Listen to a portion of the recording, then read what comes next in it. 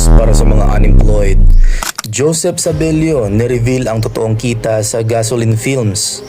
Ito, panoorin. Today, i-reveal ko sa inyo kung magkano ba talaga yung kita ng Gasolina Film. Gasolina Film got 75 million views on Facebook and 5.6 million views on YouTube. Sa TikTok naman, hindi ko siya na-upload. Kasi for me, it's a platform for short form videos. Pero may mga fans na nag-re-upload naman sa film at nag-viral So I can say na yung Gasolina Film ay umabot ng 100 plus million views sa lahat ng platforms. Now, ang tanong ng lahat, magkano ba talaga ang kita ng Gasolina Film? Ng Gasolina Film, magkano ba talagang art? May mga natatanggap kasi ako sa email Sa 75 million views sa Facebook art, magkano ba talaga yung kita? Sa 5.6 million views art, magkano pa talaga yung kita? Now, ito. If i-flip ko yung phone ko para walang bias at for full transparency purposes tapos walang edit. So sa YouTube, ito yung kita niya. For April 4 now since publish, kumita siya ng $3,298.29. Kung i-convert mo siya for peso, aabot siya ng 202K. No? Tapos, sa Facebook naman, for 75 million, last 90 days, ayan, yan yung Gasolina Film na 19. Tingnan natin dito. Ayan, 1,642.62. Notice mo yung difference ng Facebook at YouTube earnings. Kung naging 75 million views yung sa YouTube, sigurado mas malaki yun.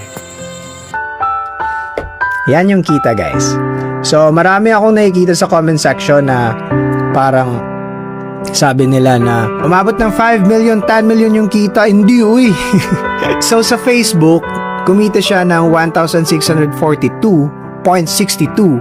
Tapos sa YouTube, $3,298.29, total of $4,940.91 USD. Now, if we will convert it into peso, magtototal siya ng 303,737.50. At yan yung reason, total nyo na lang lahat, umabot tayo ng milyon sa donation natin. May remaining budget na 28,737 pesos pero na-spend natin yan sa food and drinks sa mga volunteers, LGU staff, mga personnel, police, tanod na nag-help sa atin ng mga days na nagbigay tayo ng free gasoline. Ang short film na Gasolina ay nakalikom ng humigit kumulang 1 million mahigit based sa pahayag ni Joseph Sabelio. Ang perang ito ay galing sa social media earnings, mga pribadong donasyon. Ayon din sa ulat, ginamit niya ang bahagi ng nalikom na pera para sa pamimigay ng libreng gasolina sa mga rider at ama na nagtatrabaho. Successful yung mga plans natin na lahat ng proceeds ng film ay i-donate natin sa lahat ng rider father sa buong bansa. Luzon, Visayas, and Mindanao. Galing talaga ni Lord, no? Sinimulan natin yung execution sa Cebu City, Visayas happened last April 14, 2026. Nakapagbigay tayo doon ng free gasoline worth 300,000 pesos sa tulong ng Fuel Tech Philippines at nagdagdag na rin si Almoralde. Sinundan naman natin sa Luzon happened last April 26, 2026 sa tulong ng pare ko na si Team Dionela and his team. Nakapagbigay tayo ng free gasolina worth 300,000 pero hindi pumayag si Dionela na yun lang so nagdagdag siya ng another 200,000. So in total, sa Luzon, nakapag-donate tayo ng 500,000 pesos worth of gasoline sa mga rider fathers. Na-execute naman natin agad sa Mindanao noong April 30, 2026, led by Joanna C. Yeah, nilipad talaga niya yon together with Fuel Tech Philippines. Of course, with the presence of Boy Isog Sarge, nakapagbigay tayo doon ng 250,000 worth of free gasoline sa mga rider fathers at sa tulong na rin yon ng Fuel Tech Philippines. I'm just very happy kasi nangyari lahat yon in just 1 month.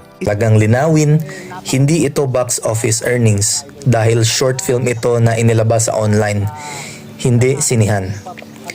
Kaya ang kita dito ay halos halos ads, social media revenue plus donations plus sponsorships, hindi ticket sales.